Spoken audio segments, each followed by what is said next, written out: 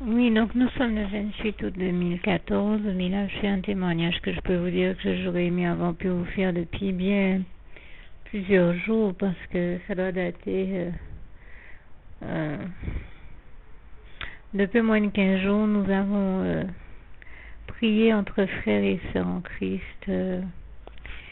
Je ne sais plus si c'était un dimanche après le culte ou quelques jours après dans la semaine qui a suivi.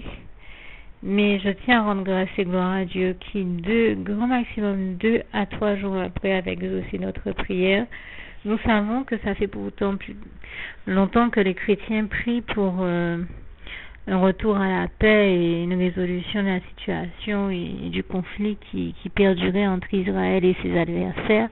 Mais là, c'est vrai qu'on a eu une prière très très intense entre chrétiens et vraiment, quelle ne fut pas ma surprise, peut-être je vous dis 2 à 3 jours. J'ai l'impression que ça fait même pas 3 jours, il doit y avoir moins que ça.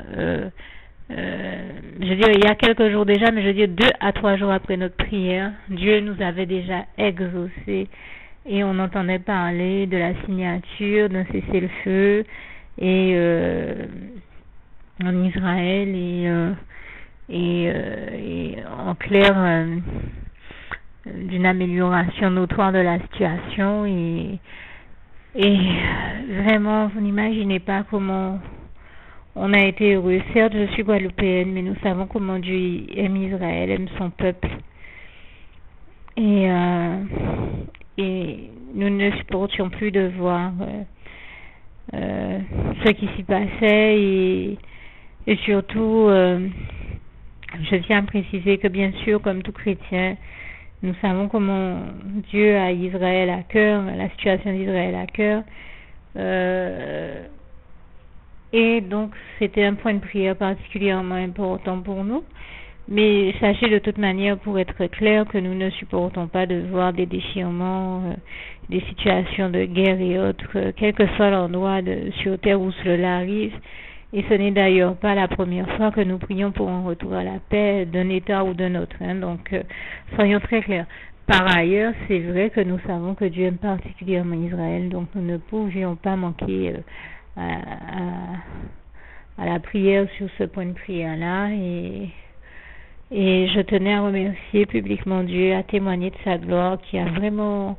Je ne sais pas comment Jésus fait pour faire ça. Je peux vous assurer que c'est pas la première fois que je vois Jésus faire un tel miracle et comment il fait pour amener au retour à la paix comme ça. Mais c'est vraiment notre merveilleux Jésus d'amour, notre prince de paix, comme il est écrit en Ésaïe 9, versets 5 à 6. Vous savez, j'ai un peu de mal avec ce passage. Des fois, je me trompe en le citant.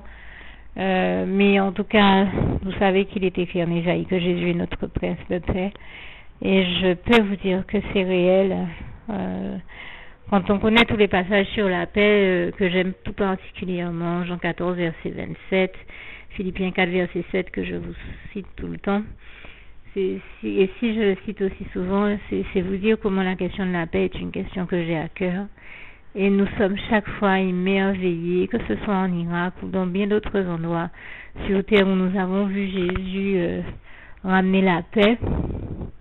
Je peux vous dire que je lui rends grâce et gloire. Chaque fois, il nous réchauffe le cœur en ramenant la paix dans ces états en conflit ou en guerre, parce que la paix du Christ, comme j'ai l'habitude de le dire, est l'un des éléments les plus importants si l'on veut mener une vie heureuse sur cette terre et indispensable, surtout dans les temps troublés que nous vivons. Sans la paix du Christ, je ne vois pas comment on peut tenir bon. Sans la présence de Dieu, de Jésus, de son Saint-Esprit dans nos vies, je ne vois pas comment on peut prétendre à connaître le bonheur et l'épanouissement. Et je rends grâce et gloire à Dieu. Et je tiens aussi à dire, je disais tout à l'heure que je suis en Guadeloupe, il y a eu un très gros conflit ici il y a quelques années, très grave, que le diable avait provoqué dans l'espoir de générer, de soulever un mouvement, comment dire ça, un mouvement de rébellion et de provoquer des mouvements dans la population qui de violence et ramené à une situation de conflit terrible, eh bien, je rends grâce et gloire à Dieu, à Jésus et à son Saint-Esprit qui là aussi nous a ramenés à la paix. Et heureusement que Jésus est intervenu parce que ça se dégradait, ça allait de pire en pire. Et si Jésus n'était pas intervenu, je ne sais pas comment on aurait survécu à ça. Et je lui rends vraiment grâce et gloire. Et je me rappelle avoir allumé ma télévision un soir pour regarder le journal local. Et j'ai entendu Jésus me dire, c'est bon, tu peux souffler maintenant, le conflit est terminé. Et quelques minutes après qu'il me l'ait dit, eh bien, on annonçait, pourtant le journal avait commencé avec d'autres titres, parce que c'était pas ce dont on parlait en premier lieu, mais ils l'ont appris eux-mêmes au cours du journal que, voilà, le conflit était terminé, et ils l'ont annoncé quelques minutes après. J'ai tellement remercié Jésus, j'ai loué Dieu, j'ai remercié Jésus et son Saint-Esprit, et toute la gloire lui en revient encore.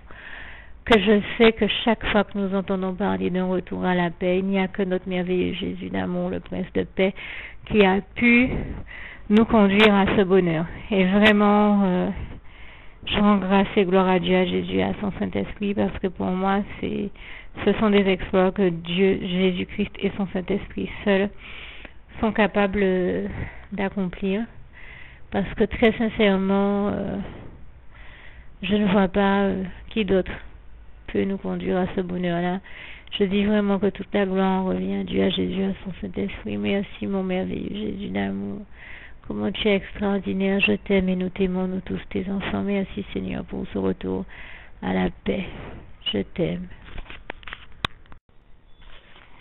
Juste une petite précision pour tous ceux qui ne sont pas encore, qui n'ont pas encore choisi la meilleure des options qui soit, qui est celle d'aller se placer, de faire le choix à soi-même, d'aller se placer dans les bras d'amour de Jésus-Christ, pour se mettre à l'abri de ce monde cruel. Eh bien, je partage avec vous la prière par le biais de laquelle on y accède. Et commence par vous rappeler également ce passage de Jean 14 verset 6 où il est écrit que Jésus-Christ est le chemin, la vérité et la vie. Nul ne vient au Père, Dieu, sans passer par le Fils Jésus-Christ, bien sûr. Je le dis à ma manière, vous regarderez comme il est actuellement écrit dans vos Bibles là encore. Et donc, n'hésitez pas à ouvrir vos cœurs à Dieu, à Jésus, à son Saint-Esprit, à être sincère avec lui et à lui adresser la prière qui suit, à lui dire tout simplement, éternellement Dieu, Seigneur Jésus-Christ, moi, un tel, vous dites votre nom et votre prénom, je t'accepte aujourd'hui comme mon sauveur personnel, le seul maître et roi de ma vie. Je remets toute ma vie entre tes mains puisqu'elle t'appartient éternellement Dieu, puisque tu l'as créée cette vie, donc tu en es donc le seul maître et propriétaire comme de tout ce qui existe dans tout l'univers. Je remets donc toute ma vie entre tes mains, je te la donne.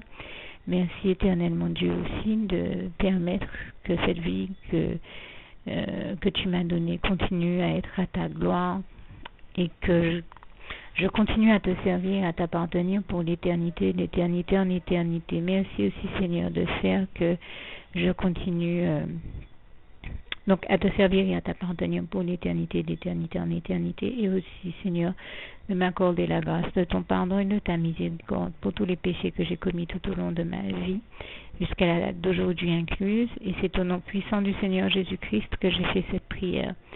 Et à vous tous qui avez fait cette prière, je vous dis que Dieu vous bénisse abondamment, puissamment, richement, et surtout n'hésitez pas à la partager avec tous vos proches et contacts, amis, membres de vos familles, collègues, bien-aimés, tous ceux que vous aimez, et surtout tous ceux à qui Dieu vous mettra à cœur, avec qui Dieu vous mettra à cœur de la partager. Et comme j'aime à le dire, si vous n'avez pas encore pris le temps de faire cette prière, comprenez bien que voilà, ça ne vous coûte rien de la faire, c'est gratuit, c'est indolore, et que voilà, vous n'êtes pas obligé de me croire, mais moi il m'est arrivé tout comme vous de devoir faire cette prière un jour dans ma vie, et quand on m'a proposé de la faire, je me suis dit, et si c'était vrai, et si c'était vraiment Dieu qui, par ce biais-là, m'appelait à lui et me demandait de lui donner ma vie, de l'accepter, c'était Jésus qui était en train de vraiment me tendre la main et qui était en train de me demander de l'accepter comme mon sauveur personnel, je ne pourrais pas passer à côté de l'occasion de lui dire oui, parce qu'il faut aussi que je reste ouvert ou ouverte à ce que Dieu peut avoir à me dire. Il faut que je garde mon cœur et mon intellect ouverts à ce que Dieu peut avoir à me dire. Donc je me suis dit, je ne peux pas courir le risque de passer à côté de mon éternité, de passer à côté des meilleures choses de la vie, surtout si le maître et créateur de la vie m'appelle et cherche à me sauver. Pour être sauvé, il faut bien que je lui dise oui, que je souhaite qu'il me sauve. Oui, Seigneur Jésus-Christ, je t'accepte comme mon sauveur personnel. Et c'est le sens de cette prière. Et comme je dis, elle ne nous coûte rien à faire. Et puis surtout, moi je vous dis, du jour où je l'ai faite, j'ai vu Jésus changer ma vie en mieux sur tous les plans. Et donc je crois que ça ne vous coûtera rien, ça ne vous coûte rien vous non plus de la faire et puis d'expérimenter, de regarder comment les choses vont se dérouler dans votre vie, de regarder Jésus changer votre vie en mieux, à vous aussi. Et d'en faire l'expérience. Et pour en faire l'expérience, il faut commencer par faire cette prière. Donc si vous ne l'avez pas encore dite, réembobinez tout simplement cette vidéo ou ce document si vous préférez. Réécoutez-le et dites avec moi la prière que vous m'avez entendu mentionner. Et n'oubliez surtout jamais que tout est possible à celui qui croit en Dieu, en Jésus-Christ et en son Saint-Esprit, comme il est écrit en Marc 9, verset 23, et que tout est possible à Dieu, comme il est écrit en Marc 10, verset 27. Que Dieu vous bénisse donc et à bientôt.